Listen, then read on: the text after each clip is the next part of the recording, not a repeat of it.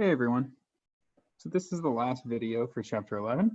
And in this video, we're just going to try to bring everything that we've learned so far together. We're going to connect the IS and LM equations into one comprehensive short-run equilibrium.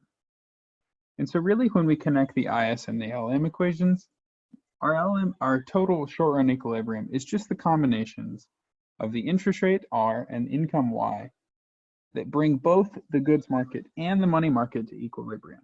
So if the IS curve is all of the equilibria in the goods market, and the LM curve is all of the different equilibrium in the money market, the combination of the two is going to be that unique interest rate and income level that brings both markets to equilibrium. I realize that sounds fairly complicated, but really all it is just the intersection of the two lines. It looks just like supply and demand. So if we have our upward sloping LM curve and our downward sloping IS curve, this point right here, that's our short run equilibrium. Basically, that's the point at which our money market's in equilibrium and our goods market is in equilibrium. And that's going to give us our equilibrium income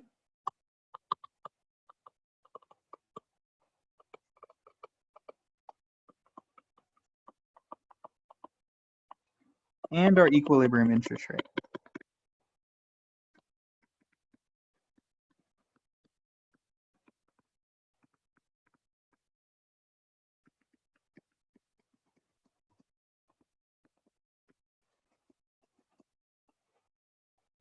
Basically, it's that level of income and that interest rate that brings both markets to equilibrium. That's all it is. It's the intersection of the LM curve, which we derived earlier, and the IS curve, which we've already derived. Again, it's important not to overthink this. All it is the intersection of the two curves. It's the combination of the IS curve and the LM curve that brings the whole economy to equilibrium in the short run. Now always remember that the IS curve is downward sloping, icy slopes. LM curve is always upward sloping, lofty mountains. And so just a quick roadmap to recap how we got to the IS-LM curve and where we're going to go. Basically, we were trying to explain why short-run economic fluctuations happen. To do that, we said that prices were going to be sticky in the short run, that prices weren't really going to move.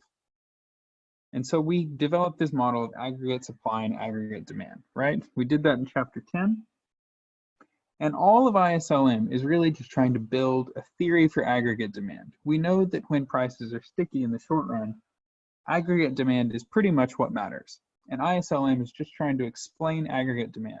We're trying to explain aggregate demand using the goods market, the IS curve, and the money market, the LM curve.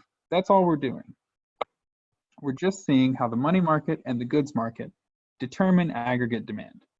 So when people have more money, we're seeing how that changes aggregate demand. When people want to spend more, or when people have more to spend, we can see how that changes the IS curve and thus aggregate demand. Now later on in chapter 14, we'll look at how aggregate supply is built. But so far, we've just been developing this theory for aggregate demand. And so in the next chapter, we're not really going to build the IS-LM model anymore. We've done all of the model building we have to do, and now we can use IS-LM to analyze different policies, to see how monetary and fiscal policy can interact to bring our economy back to our long-run equilibrium. We can see how aggregate demand comes from IS-LM. So we've spent most of our time developing IS-LM. Now we can go back and see how aggregate demand comes from that. And we can use both of these models together to see how changes in IS-LM can influence aggregate supply and aggregate demand, and then analyze how this influences both the long and the short run. And at the same time, we can keep this in context. So a lot of these theories came out of the Great Depression from John Maynard Keynes, and we can use the IS-LM model to explain the Great Depression and to see how falls in aggregate demand caused the Great Depression and where that comes from in the IS-LM model.